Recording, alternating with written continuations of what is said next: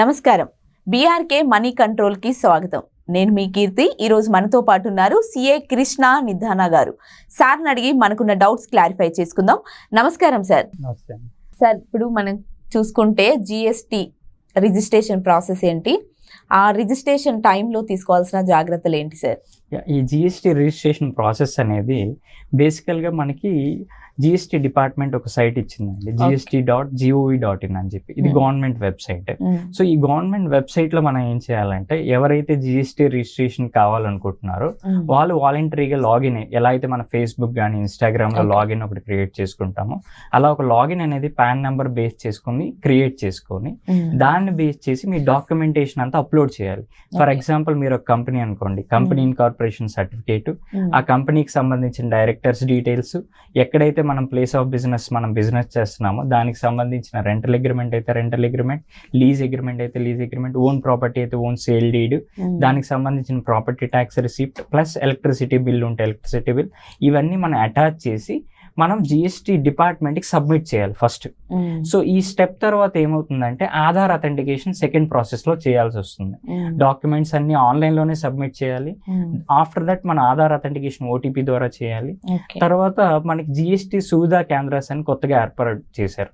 ఎవరికైతే ఓటీపీస్ ద్వారా అవ్వట్లేదో ఆధార్ ఓటీపీస్ ద్వారా, వాళ్ళు డైరెక్ట్గా సువిధా కేంద్రాస్కి వెళ్ళి మెయిన్ పర్సన్ ఎవరైతే ఉంటారో ఆ కంపెనీలో, ఆ పర్సన్ వెళ్ళి సువిధా కేంద్రాల్లో ప్రెజెంట్ అయ్యి ఆధార్ అథెంటికేషన్ కూడా కంప్లీట్ చేయొచ్చు. వన్స్ ఇది కంప్లీట్ చేశాక జిఎస్టి ఆఫీసర్స్ ఇన్ కేస్ వాళ్ళకి నెసెసిటీ అనిపిస్తే, ఎక్కడైతే మీరు ప్రిన్సిపల్ ప్లేస్ ఆఫ్ బిజినెస్ అనేది మీరు ఎంటర్ చేశారో ఆ అడ్రస్ వచ్చి వాళ్ళు ఫిజికల్ వెరిఫికేషన్ అనేది కండక్ట్ చేస్తారు. So once physical verification conduct చేశాక అప్పుడు ఆఫీసర్ డిసైడ్ చేస్తారు మీరు ఒరిజినల్ గా ప్రిన్సిపల్ ప్లేస్ ఆఫ్ బిజినెస్ లో బిజినెస్ ఉందా లేదా అని. దాన్ని బట్టి they will give the GST number అనేది మనకి ఎలకేషన్ జరుగుతుంది. సో ఈ జిఎస్టి నెంబర్ అనేది మన పాన్ నెంబర్ బేస్ చేసుకుని వస్తుంది యాక్చువల్ గా. సో దాంతో పాటు మనకి యూజర్ ఐడి, పాస్వర్డ్ అనేది మన మెయిల్ ఐడికి డైరెక్ట్ గా జిఎస్టి డిపార్ట్మెంట్ అనేది షేర్ చేస్తుంది. నియమాలు ఏమన్నా ఉంటాయా సార్ జిఎస్టి రిజిస్ట్రేషన్ టైం? ముఖ్యంగా మనం తీసుకోవాల్సిన నియమాల్లో మనం ఇచ్చే డాక్యుమెంటేషన్ అంతా ఒరిజినల్ ఉండాలండి. రెంటల్ అగ్రిమెంట్ కానీ, ఎలక్ట్రిసిటీ బిల్ కానీ, ప్రాపర్టీ ట్యాక్స్ రిసిప్ట్స్ కానీ, directors details or partners details కానీ. ఎందుకంటే ఈ రీసెంట్ గా మనకి ఫేక్ రిజిస్ట్రేషన్స్ అనేవి ఎక్కువగా జరుగుతున్నాయి. సో అందుకని చెప్పి వాళ్ళు ఫిజికల్ వెరిఫికేషన్ కి వచ్చి రివ్యూ చేసి వెరిఫై చేశాకే మీకు ఎలకేషన్ జరుగుతుంది.